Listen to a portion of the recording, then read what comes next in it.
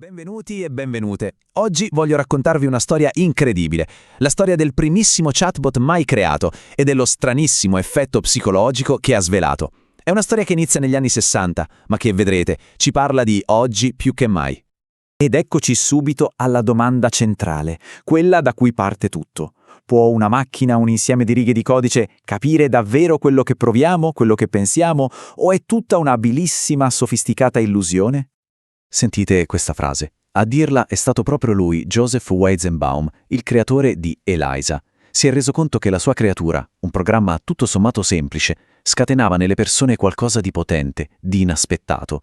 E qui, capite, nasce il mistero che adesso cerchiamo di svelare insieme. E questo mistero ha un nome, l'effetto ELIZA.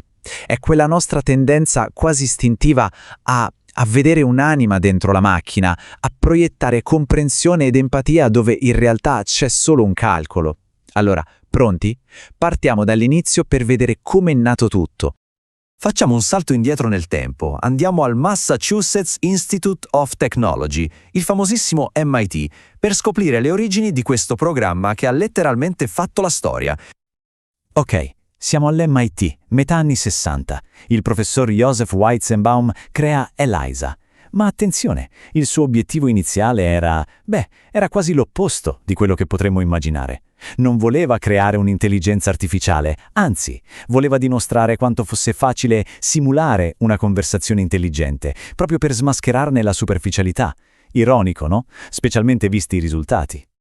La versione più famosa di ELIZA si chiamava Doctor e la mossa, se vogliamo geniale, fu quella di farle impersonare uno psicoterapeuta rogeriano, cioè quel tipo di terapeuta che non dà consigli, ma riflette e riformula le domande del paziente. Una scelta perfetta perché permetteva al programma di chiacchierare senza dover sapere assolutamente nulla del mondo reale. Quindi, per capirci bene, zero comprensione, assolutamente nessuna.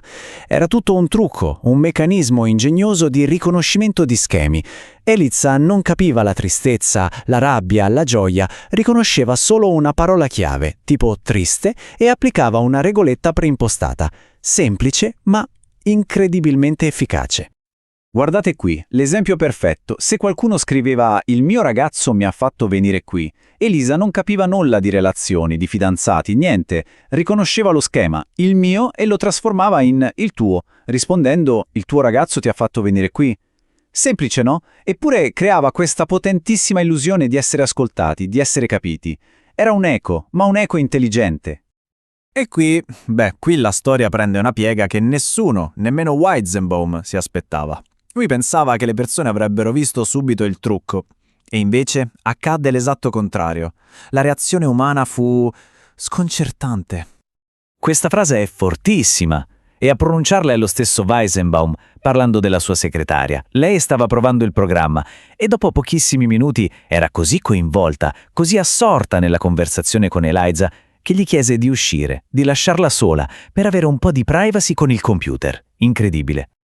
E attenzione, quello della segretaria non è stato un caso isolato, anzi, un sacco di persone iniziarono a trattare ELIZA come un vero e proprio confidente, a svelarle i segreti più intimi, le paure più profonde, a un programma che, non dimentichiamolo, stava solo rigirando le loro stesse parole. Per capire davvero la portata di questo fenomeno, fermiamoci un attimo. Pensiamo a che anno era. Il 1966. L'idea di un computer interattivo era roba da fantascienza. Il personal computer era ancora a più di 10 anni di distanza.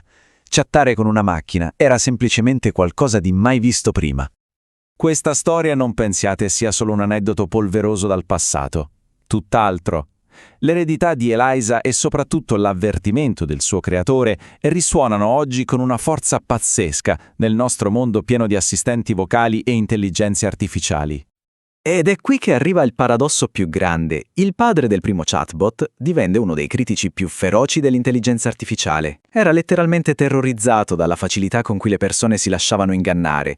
Temeva un futuro in cui compiti che richiedono saggezza, empatia, comprensione umana, come la terapia o persino la giustizia, venissero affidati a macchine senza anima. E se guardiamo questa timeline, il filo che lega ELIZA a quello che usiamo ogni giorno sui nostri telefoni è drittissimo.